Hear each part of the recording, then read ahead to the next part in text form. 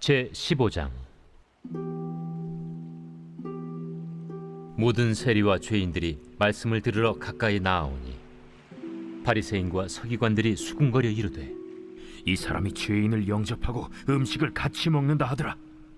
예수께서 그들에게 이 비유로 이르시되, 너희 중에 어떤 사람이 양 100마리가 있는데 그 중에 하나를 잃으면 99마리를 들에 두고 그 잃은 것을 찾아내기까지 찾아다니지 아니하겠느냐. 또 찾아낸즉 즐거워 어깨에 메고 집에 와서 그 벗과 이웃을 불러 모으고 말하되, 나와 함께 즐기자. 나의 잃은 양을 찾아내었노라 하리라. 내가 너희에게 이르노니 이와 같이 죄인 한 사람이 회개하면 하늘에서는 회개할 것 없는 의인 99으로 말미암아 기뻐하는 것보다 더하리라. 어떤 여자가 10 드라크마가 있는데 하나를 잃으면 등불을 켜고 집을 쓸며 찾아내기까지 부지런히 찾지 아니하겠느냐. 또 찾아낸즉 벗과 이웃을 불러 모으고 말하되, 나와 함께 즐기자. 잃은 드라크마를 찾아내었노라 하리라. 내가 너희에게 이르노니 이와 같이 죄인 한 사람이 회개하면 하나님의 사자들 앞에 기쁨이 되느니라. 어떤 사람에게 2 아들이 있는데 그 둘째가 아버지에게 말하되, 아버지여, 재산 중에서 내게 돌아올 분깃을 내게 주소서 하는지라. 아버지가 그 살림을 각각 나눠 주었더니 그 후 며칠이 안 되어 둘째 아들이 재물을 다 모아 가지고 먼 나라에 가 거기서 허랑방탕하여 그 재산을 낭비하더니 다 없앤 후 그 나라에 크게 흉년이 들어 그가 비로소 궁핍한지라. 가서 그 나라 백성 중 한 사람에게 붙여 사니 그가 그를 들로 보내어 돼지를 치게 하였는데, 그가 돼지 먹는 쥐엄 열매로 배를 채우고자 하되 주는 자가 없는지라. 이에 스스로 돌이켜 이르되, 내 아버지에게는 양식이 풍족한 품꾼이 얼마나 많은가. 나는 여기서 줄여 죽는구나. 내가 일어나 아버지께 가서 이르기를, 아버지, 내가 하늘과 아버지께 죄를 지었사오니 지금부터는 아버지의 아들이라 일컬음을 감당하지 못하겠나이다. 나를 품꾼의 하나로 보소서 하리라 하고, 이에 일어나서 아버지께로 돌아가니라. 아직도 거리가 먼데 아버지가 그를 보고 측은히 여겨 달려가 목을 안고 입을 맞추니, 아들이 이르되, 아버지, 내가 하늘과 아버지께 죄를 지었사오니 지금부터는 아버지의 아들이라 일컬음을 감당하지 못하겠나이다 하나, 아버지는 종들에게 이르되, 제일 좋은 옷을 내어다가 입히고 손에 가락지를 끼우고 발에 신을 신기라. 그리고 살찐 송아지를 끌어다가 잡으라. 우리가 먹고 즐기자. 이 내 아들은 죽었다가 다시 살아났으며 내가 잃었다가 다시 얻었노라 하니 그들이 즐거워하더라. 맏아들은 밭에 있다가 돌아와 집에 가까이 왔을 때 풍악과 춤추는 소리를 듣고 한 종을 불러 이 무슨 일인가 물은데, 대답하되, 당신의 동생이 돌아왔음에 당신의 아버지가 건강한 그를 다시 맞아들이게 됨으로 인하여 살찐 송아지를 잡았나이다 하니, 그가 노하여 들어가고자 하지 아니하거늘 아버지가 나와서 고난데 아버지께 대답하여 이르되, 내가 여러 해 아버지를 섬겨 명을 어김이 없거늘 내게는 염소 새끼라도 주어 나와 내 벗으로 즐기게 하신 일이 없더니 아버지의 살림을 장녀들과 함께 삼켜버린 이 아들이 돌아오매 이를 위하여 살찐 송아지를 잡으셨나이다. 아버지가 이르되, 예, 너는 항상 나와 함께 있으니 내 것이 다 네 것이로되 이 내 동생은 죽었다가 살아났으며 내가 잃었다가 얻었기로 우리가 즐거워하고 기뻐하는 것이 마땅하다 하니라.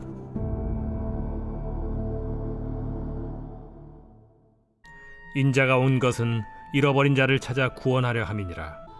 또 그의 이름으로 죄 사함을 받게 하는 회개가 예루살렘에서 시작하여 모든 족속에게 전파될 것이 기록되었으니 너희는 이 모든 일의 증인이라. 성도 여러분, 안녕하세요. 오늘도 말씀의 은혜를 승리하는 저와 여러분 되길 주님의 이름으로 축원드립니다. 우리 지난 5월 9일날 우리 시작했던 누가복음 여행이 장장 우리 3개월에 걸쳐서 어제 마무리되었고요. 우리가 늘 그랬듯이 항상 이제 이 누가복음 전체에서 우리가 꼭 기억해야 될 것들이 무엇인가를 좀 나누는 우리 전체 리뷰, 의미로 되짚어보는 누가복음의 시간들로 우리 이 누가복음 여행을 누가복음 여행의 유종의 미, 우리 갈무리를 한번 지어보려고 합니다. 앞에서 듣고 왔듯이 누가복음의 핵심 구절은 19장 10절, 즉 인자가 온 것은 잃어버린 자를 찾아 구원하려 함이니라 라고 예수님이 자기 자신에 대해서 또 그 사역에 대해 선포한 잃어버린 것을 찾으러 오신 인자 되신 예수님을 나타내기도 하고요. 또 하나 24장 47절에서 48절, 또 그의 이름으로 죄사함을 받게 하는 회개가 예루살렘에서 시작하여 모든 족속에게 전파될 것이 기록되었으니 너희는 이 모든 일의 증인이라 라고 하는, 그래서 이 예수 그리스도로 말미암아 온 인류가 죄사함의 구원을 얻게 되는, 잃어버린 것을 찾으시는 주님의 구원이 전 세계로 퍼져지는 놀라운 은혜의 말씀들이 오늘 이 누가복음의 핵심 구절이다. 우리 마무리하면서 다시 한번 좀 봤습니다. 우리 또 두 가지 이 누가복음의 두 기둥을 한번 살펴보자면, 첫 번째는 뭐냐면 인자 되신 예수님을 전하는 따뜻한 복음서, 즉 사람의 모습으로 이 땅, 인자 되신 모습으로 이 땅에 오셔서 연약하고 병들고 각계각층의 모든 자들에게 따뜻한 사랑으로, 따뜻한 시선으로 사역하셨던 그 사람의 입장을, 사람의 연약함을, 사람의 슬픔을, 인간의 아픔을, 인간의 죄악을 누구보다 공감하셨던 주님의 모습이 한 기둥이라면, 또 한 기둥은 그런 잃어버린 것을 찾으시는 하나님의 마음을 알아 세계를 품고 선교를 향해 나아가는 복음서다 라고 하는 것, 이 두 기둥이 바로 누가복음의 기둥이었다 라고도 할 수 있습니다. 자, 그럼 이 두 기둥을 우리가 핵심으로 두면서 우리 마지막 이 누가복음의 5가지 가장 중요한 주제들, 원래 훨씬 더 많지만 우리 그래도 5가지, 이건 잊으면 안 된다는 5가지 주제들을 마지막으로 되짚어보면서 오늘 정말로 누가복음을 마무리할게요. 자, 첫 번째 주제는 뭐냐면 잃어버린 것을 찾으러 오신 인자가 되신 예수 그리스도라고 할 수 있습니다.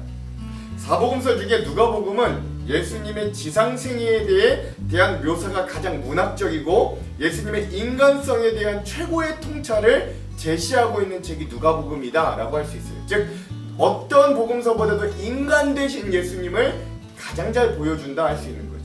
그래서 누가복음의 인물과 사건에 대한 상상하고 세밀한 묘사는 수세기 동안 수많은 예술가들의 소재가 되기도 했습니다. 우리 앞서 제가 항상 표지로 봤던 것도 렘브란트가 그렸던 누가복음의 가장 중요한 비유 중에 하나인 돌아온 탕자가 아버지께 돌아가는 장면을 그린 그림이에요. 이 누가복음이 쓰였을 당시 상황은 로마의 전성기를 달리던 시기였습니다. 이 로마의 치세 아래 로마 황제들은 곧 신이고 그 신들이 세운 제국은 영원할 것이라고 선언하고 그 황제가 그 세운 로마에 충성할 것을 모든 백성과 식민지들에게 강요하고 있었던 시기였어요. 그러나 로마 제국 내 많은 사람들은 노예로 팔리고 굶주리고 매맞고 박해를 당했습니다. 숱한 철학과 세속의 종교의 스승임을 자청하는 사람들은 우후죽순 생겨났으나 그들은 결국 참 진리와 구원의 갈증을 그 사람들에게 해소시켜주지는 못했어요.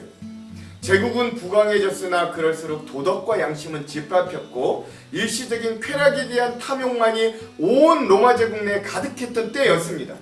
그래서 많은 사람들이 참 평화와 구원에 대한 아무런 희망이 없이 그저 자신들에게 주어진 삶을 죽지 못해 살아내던가 아니면 일부의 사람들은 쾌락에 빠져 살던가 했던 시기였어요. 즉 제국은 가장 번영하던 시절 역설적으로 그 안에 살던 누구도 참다운 인간으로 살지 못하였고 영원한 구원에 대한 희망이 점점 더 사라지던 시기였다라고 할 수 있습니다. 이때 의사였던 누가는 이런 환경 속에서 당시 로마 제국 안에 있는 여러 이방 민족들에게, 특별히 헬라 문화에 젖어 있는 그들에게 어떻게 예수님께서 우리의 구세주가 되시는지 그 진리를 헬라 문화에 맞게 그들의 가슴에 와닿는 사실 그대로의 어떤 역사적인 측면을 보여주려고 했던 겁니다. 그래 이 누가는 인간의 몸을 입고 우리에게 찾아오신 예수 그리스도 안에서 모든 인간의 인생의 모든 근본의 문제인 죄의 문제가 해결받음을 알려주려고 했었던 거예요. 그래서 누가복음은 어떻게 우리 인간의 구원을 위해 절대적 주권과 능력을 가진 하나님께서 우리와 같은 인간의 몸을 입고 오시게 되었는가를 자세히 알려주게 됩니다. 누가복음은 세례 요한의 잉태와 출생으로 시작하여 예수님의 생애와 귀중한 역사를 담고 있는 초대교회의 유일한 자료, 즉 예수님의 탄생과 예수님의 어린 시절이 담겨있는 유일한 자료예요. 또한 누가복음에서 나타난 예수님의 모습은 우리와 같은 인자가 되셔서 사람의 모습이 되셔서 구원을 위해 행하셨던 예수님의 생애와 사역을 아주 진솔하게 나타내 줍니다. 그래서인지 누가복음에 나타난 예수님의 시선과 모습이 참으로 따뜻해요. 우리와 같은 인간의 모습을 숨기지 않으세요. 그 연약한 인간에 대한 공감, 즉 사랑의 시선과 연민이 예수님에게 가득가득 묻어나는 게 이 누가복음입니다. 누가복음은 다른 복음서에 비해 각계각층의 사람들 모두의 구원과 인간 사회의 모든 문제들에 대한 예수님의 세심한 관심과 가르침에 큰 집중과 관심을 보여줘요. 뭐 부자에게도 집중하고 가난한 자에게도 집중하고 뭐 바리새인과도 많이 다투기도 하시지만 또 세리, 죄인, 병자 뭐 이런 자들 사회에서 소외받는 자들을 굉장히 각별하게 집중합니다. 이것이 바로 인자 되셨지만 잃어버린 것을 찾는 예수님의 모습인 거예요. 누가는 의사였는데 그래서 그의 시선은 언제나 병자와 약자의 벗이 되는 것을 배웠을 거예요. 그래서 성령님은 이러한 누가 선생님의 장점을 활용하여 이 누가복음을 저작하게 한 거죠. 특히 굶주림과 질병 등 육체적으로 고통받는 사람들, 또 노예나 세리, 이방인과 여자들 등 이 종교적으로 또는 사회적으로 소외받는 사람들을 대상으로 하는 예수님의 사역과 가르침을 굉장히 세밀하게 적습니다. 다른 복음서에서 적지 않는 걸 여기서 이런 사람들에 대한 이야기들을 많이 적는 거예요. 그러므로 누가복음에 나타난 예수님의 모습은 동정심이 많은 인간에 대한 연민이 가득한 인자의 모습이었어요. 누가복음에 등장하는 예수님의 비유는 인정이 아주 풍부한 모습입니다.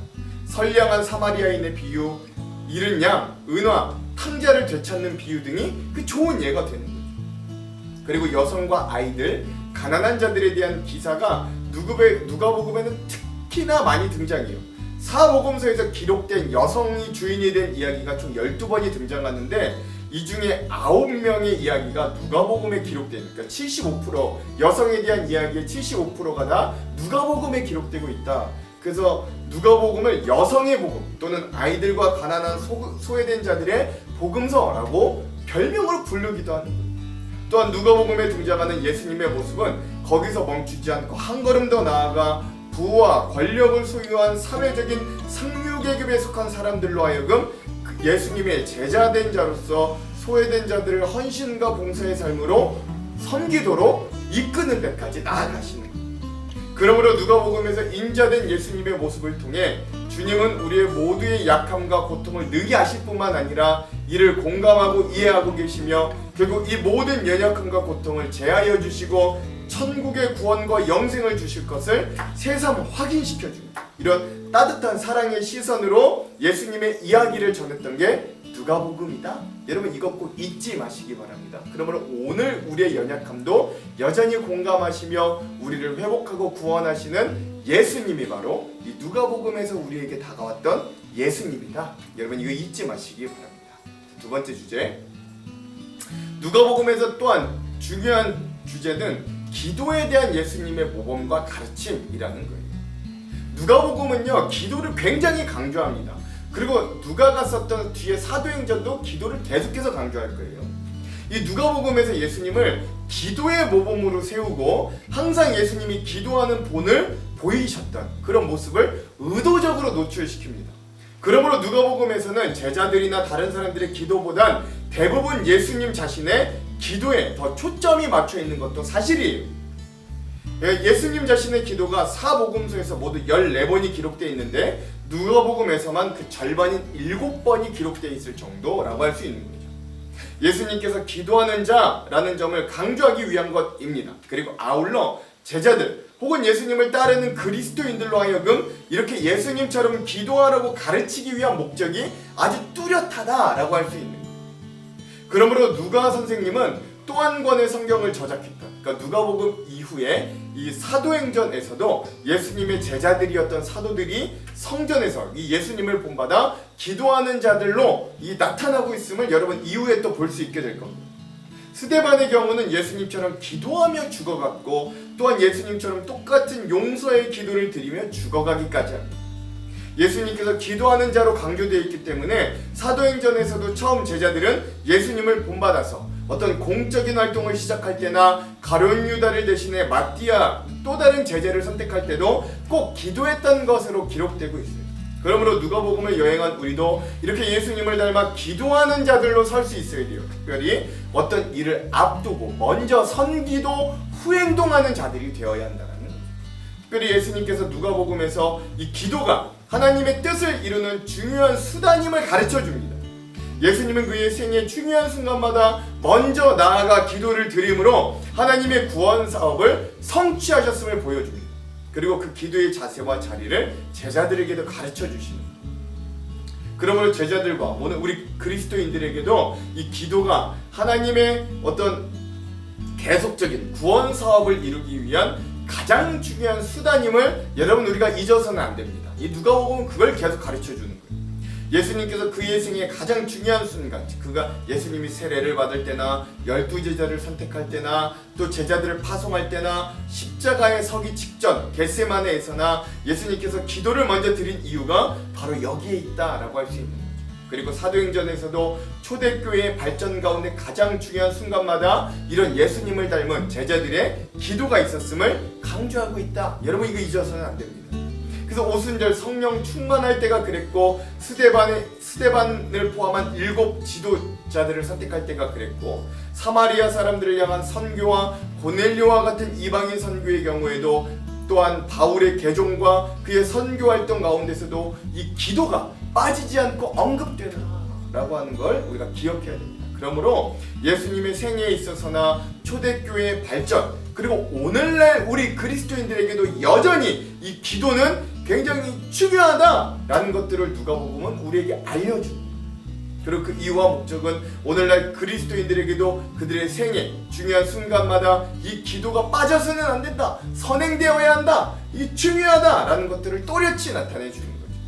그리고 이러한 이 기도로 가득 차 있는 우리 그리스도인들의 생애 가운데서 우리가 이런 기도를 통해 하나님의 뜻이 이루어질 수 있다라는 교훈을 누가복음은 예수님의 본을 통해 또 제자들의 모습을 통해 우리들에게 알려주니 우리도 그 본을 따라 이 누가복음을 읽었다면 기도하는 자들로 서야 된다. 여러분 이것들을 꼭 잊지 마시기 바랍니다. 이게 누가복음의 두 번째 중요한 주제입니다.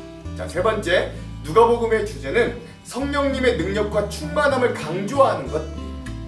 누가복음에서는 다른 복음서와 다르게 성령님에 관하여 17번이나 언급합니다. 다른 복음서에는 마태복음의 12회, 마가복음에는 6회에 비하면 아주 많이 등장하는 거예요. 즉 누가복음은 이렇게 성령님의 충만하심과 강권적인 주권을 가지고 임재하심을 강조해요. 모든 사역이 성령님의 권능과 충만하신 임재가 아니면 불가능함을 우리에게 애초에 강조하는 거예요. 앞서 말씀드렸지만 그러므로 누가복음에서 기도는 성령님의 임재하심을 받는 중요한 수단이 되기도 합니다. 예수님께서 요단강에서 세례를 받고 기도할 때 성령님을 받으셨고 사도행전에서도 제자들이 함께 모여 마가의 다락방에서 기도할 때 성령의 임재하심을 받는 거예요. 즉 이렇게 누가복음은 예수님의 생애와 더불어 성령님의 역사에 대해 자세히 이렇게 설명해 줍니다. 6부분, 대표적으로 6부분이에요. 그리스도의 탄생이 성령님의 일하심에 의해 이루어졌고요. 예수님이 세례를 받으실 때도 성령님이 예수님께 직접 임하셨고요. 광야에서 시험을 받으실 때도 성령의 충만함을 입어 광야로 이끌림을 받으셨고요. 예수님의 사역은 성령의 권능으로 시작하셨고요. 우리 지상에서의 모든 사역을 감당하실 때 언제나 성령의 충만하심을 입었고 마지막 제자들을 위로부터 능력을 입을 때까지 기다리라. 우리 어제 함께 나눴잖아요. 이렇게 명령하셨는데 하나님 아버지가 약속하신 것, 이것은 오순절 성령님이 이들에게 임하심을 나타내는 이 주님의 약속이다 라고 할 수 있는 것입니다. 그러므로 누가복음에서 성령님의 충만하신 임재를 받았다는 건 새로운 사역이 힘있고 권능 있게 시작된다라는 걸 의미하기도 합니다. 또한 누가복음에서 강조하는 가장 좋은 응답은 기도 자체에 대한 하나님의 복과 해결이 아닙니다. 아픈 자가 내가 낫게 해달라고 기도할 때 응답받는 게 병이 해결되는 게 가장 좋은 응답이 아니에요. 가난한 자가 좀 부하게 해달라고 했을 때 응답받는 게 진짜 부를 받는 게 가장 좋은 응답이 아니에요. 누가복음에서는 가장 좋은 기도의 응답은 성령님의 임재하심과 충만하심을 받는 상태다라고 이야기합니다. 그래서 누가복음 11장 13절에는 구하는 자들에게 성령을 주시지 않겠느냐라고 이야기하는 거예요. 왜냐하면 성령님의 충만하심을 입으면 그 어떤 문제와 어려운 상황에서도 담대한 용기를 가지고 그 문제들을 뚫고 능력과 권능 가운데 믿음을, 사역을 능히 감당할 군사들로 서기 때문입니다. 70인의 전도대가 그랬고요. 후에 사도행전에 등장할 12제자들이 성령님의 충만하심을 입고 그런 사도들로 권능을 입고 변화되었음을 우리는 잘 알고 있습니다. 그러므로 하나님의 구원 활동이 성령님의 강권적인 역사와 주권에 의해 이루어지는 거라면 기도는 하나님께서 성령으로 구원 사업을 펼치는데 우리 무력한 인간이 동참할 수 있는 유일한 수단이 되기 때문에 기도는 성령님의 임재하심을 기대하고 소망하는 아주 좋은 길과 방법이 되기도 한다 라는 것입니다. 그러므로 누가복음에 등장하는 예수님은 우리들에게 기도를 통해 성령님의 충만하심을 입으라고 말씀하시는 거예요. 오늘날 여전히 우리 신앙인들의 삶은 성령님께서 각자의 삶의 자리와 교회와 세계 속에 역사하심으로 우리는 신앙생활을 영위해 나아갈 수 있고 복음 전파와 선교의 현장 속에서 하나님의 도우심으로 전진해 나아갈 수 있는 것입니다. 특별히 누가복음에 나타난 성령님의 역사는 우리 그리스도인들이 구원받는 길에 중요한 기능을 하고 거룩한 영으로 사람들에게 임재하여 그들에게 구원을 주시고 영생을 주시고 회개를 더하셔서 개인과 교회 가운데 큰 역사를 이루어 가시는 여전히 성령님께서 충만하심으로 그렇게 우리 가운데 일하고 계시는 거예요. 여러분, 어제 우리가 나눴죠. 누가복음의 최종 마지막에서도 예수님은 승천하시기 전 홀로 남을 제자들이 자신들의 힘만으로는 이 땅에서 예수님을 전할 부활의 증인의 역할을 완수할 수 없다는 걸 아시고, 그래서 제자들에게 하나님 아버지께서 약속하신 성령이 임하기까지 예루살렘에 거하라 라고 말씀하시는 거예요. 누가복음 24장 49절, 볼지어다 내가 내 아버지께서 약속하신 것을 너희에게 보내리니 너희는 위로부터 능력으로 입혀질 때까지 이 성에 머물라 하시니라. 아멘. 그렇죠? 이렇게 제자들은 성령의 권능을 받기 전까지는 제대로 된 증인의 삶을 살지는 못했어요. 그러나 이제 예수님께서 내 아버지께서 약속하신 것, 곧 성령님을 보내시겠다고 약속해 주셨습니다. 그리고 성령이 오셔서 이 제자들에게 능력과 권능이 입혀져야 제자들은 온전한 증인의 역할을 감당할 수 있었어요. 그러니까 오늘 우리도 이런 성령의 충만하심과 임재, 권능을 힘입을 수 있어야 되는 것입니다. 세상 그 누구도 그 무엇도 예수님의 복음을 증거하는 제자들의 삶, 이 성령의 충만한 제자들의 삶을 막을 수 없었습니다. 2000년 역사가 그걸 증명해요. 감옥에 갇히며 하나님이 지진으로 문을 열었고 관원들이 제자들을 죽이려고 하면 때론 천사들을 보내 꺼내주셨고, 성령의 권능을 받은 제자들은 예수 그리스도의 십자가와 부활의 증인으로 죽음마저도 두려워하지 않고 담대하게 그 일을 성공시켜 나아갔습니다. 이런 성령의 역사하심을 발견함으로 우리도 이 누가복음을 통해 성령님과 동행하며 성령님의 충만하심을 입는, 성령님의 권능을 입는 귀한 성령 충만한 권능을 입는 증인과 제자들로 서기를 간절히 소망합니다. 이게 세 번째 주제예요. 자, 네 번째 주제. 누가복음에서 가장 중요한 주제 중에 하나, 네 번째 주제는 바로 누가 진정 아브라함의 자손인가? 즉 이방인을 품는 세계 선교의 꿈이다 라고 할 수 있습니다. 누가복음의 전체적인 주제를 잘 나타내주는 질문 중에 하나를 꼽자면 그건 바로 누가 아브라함의 자손인가? 라고 하는 질문과 주제입니다.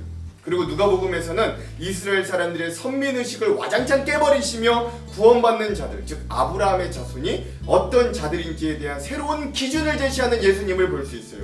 누가복음 3장 8절, 그러므로 회개에 합당한 열매를 맺고 속으로 아브라함이 우리 조상이라 말하지 말라. 내가 너희에게 이르노니 하나님이 능히 이 돌들로도 아브라함의 자손이 되게 하시리라.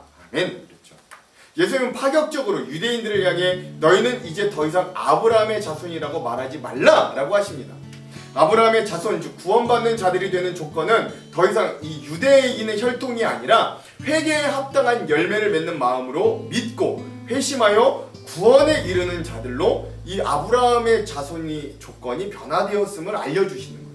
그리고 누가복음의 하이라이트라고 할 수 있는 이 삭개오의 사건에서 예수님은 삭개오에게 이렇게 선포합니다. 누가복음 19장 8절에서 10절, 삭개오가 서서 주께 여짜오되 주여 보시옵소서, 내 소유의 절반을 가난한 자들에게 주겠사오며 만일 누구의 것을 속여 빼앗은 일이 있으면 네 갑절이나 갚겠나이다. 예수께서 이르시되 오늘 구원이 이 집에 이르렀으니 이 사람도 아브라함의 자손이미로다. 인자가 온 것은 잃어버린 자를 찾아 구원하려 함이니라.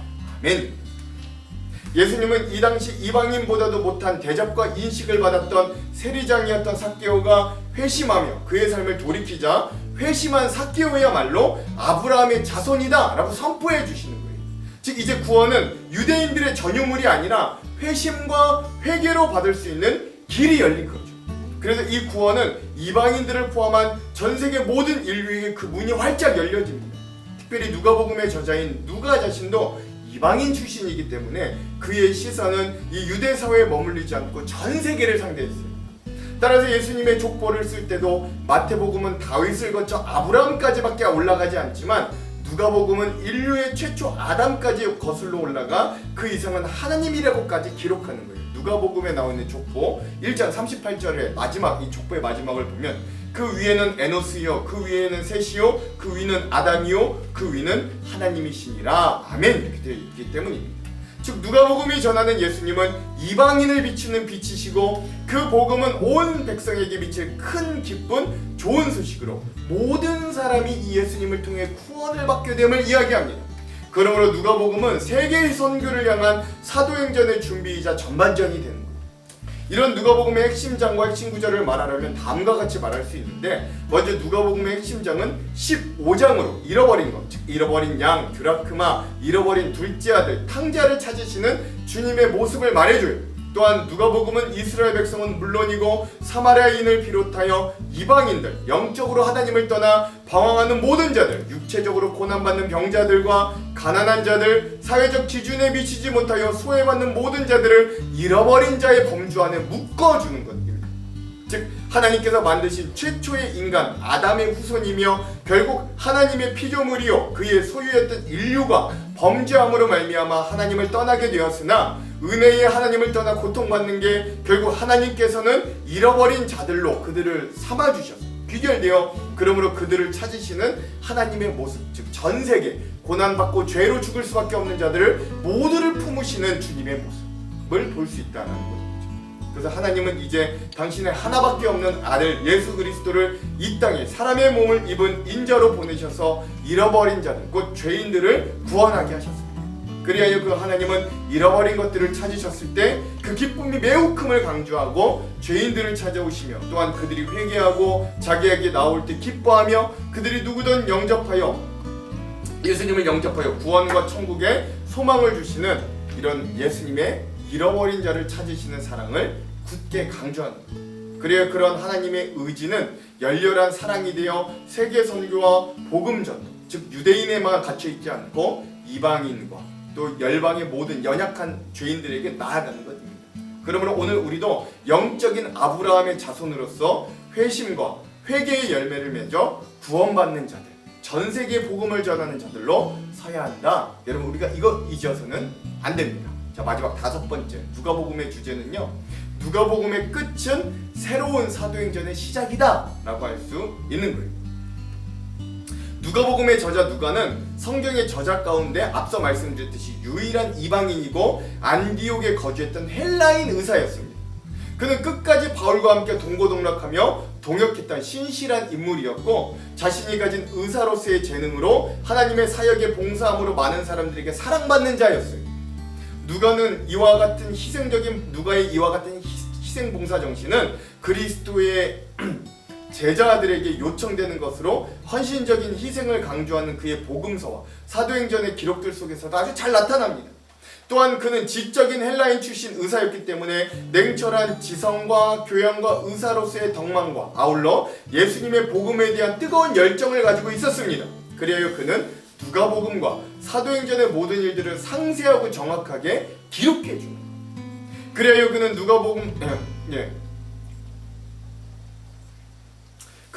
누가복음과 사도행전의 모든 일을 상세하고 정확하게 기록하여 자신과 같은 문화권에 살았던 헬라인과 이방인들에게 예수 그리스도에 대한 복음을 전하고자 평상을 썼던 이방인 전도자였습니다.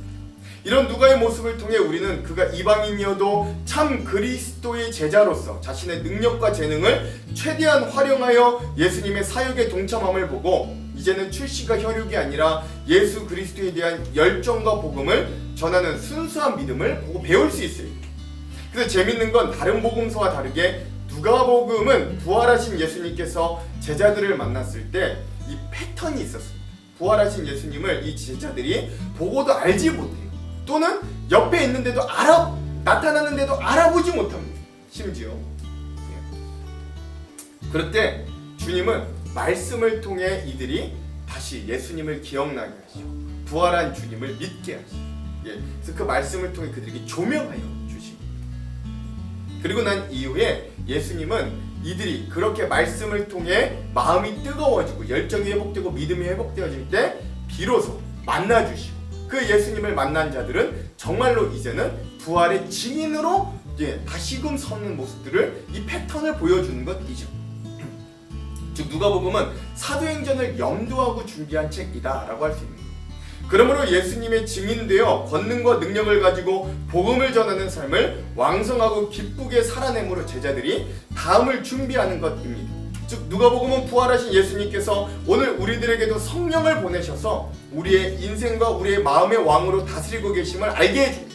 그리고 우리는 현재 예수님을 눈으로 직접 볼 수도 없고 만날 수도 없지만 그러나 오늘 우리가 여전히 부활하시고 승천하신 예수님을 기쁨으로 고백하며 믿는 건 우리에게 여전히 성령님을 보내어 주셔서 마음의 눈을 여시고 성경을 깨달아 믿게 하심으로 우리를 다스리고 계시는 성령님이 우리와 함께 계시기 때문에 그런 거예요. 그러므로 예수님의 승천은 이 땅에서 예수님의 마지막 사역의 모습이었지만 그 길을 따르는 제자들과 오늘 우리 성도들에게는 새로운 사역의 출발이라는 이중적인 의미를 가지고 있습니다. 그러므로 누가복음의 끝은 이제 오늘 우리들에게 바톤이 넘겨진 우리 그리스도인들의 사역, 증인된 사역의 시작이다라고 할 수 있습니다. 그러니 오늘 우리도 이 땅에 가지고 있는 시선과 눌림과 절망과 낙담에서 벗어나 부활하신 예수님을 우리의 삶 한가운데 직접 만나 경험하고 그 부활의 증인으로 살아갈 수 있어야 돼요.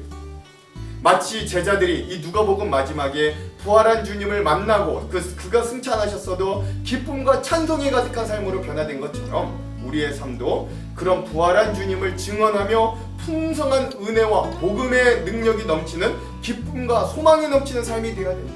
우리도 여전히 사도행전은 28장으로 끝나지만 29장의 모습을 삶으로 쓰며 살아야 된다라고 할 수 있는 거죠.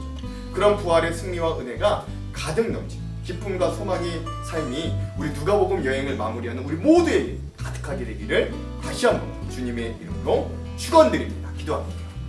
하나님, 이 누가복음이 우리에게 주는 귀한 메시지들과 은혜들을 오늘 우리가 다시 한번 나눴습니다.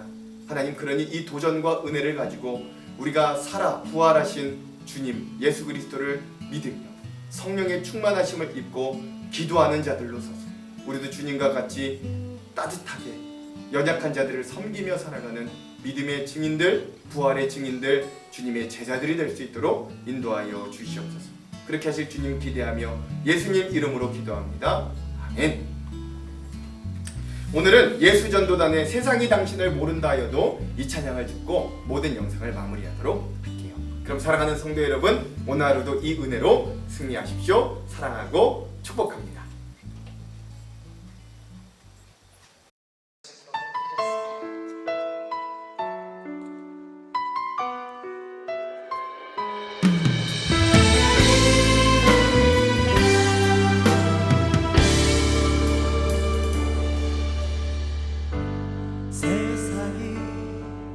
당신을 모른다 하여도 주님은 그 이름 마음에 새겼네.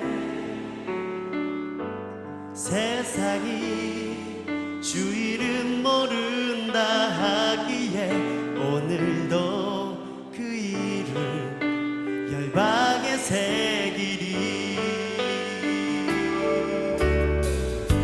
세상이 당신을 모른다 하여도 주님을 그 이름 마음에 새겼네. 세상이 주 이름 모른다 하기에 오늘도 열방의 새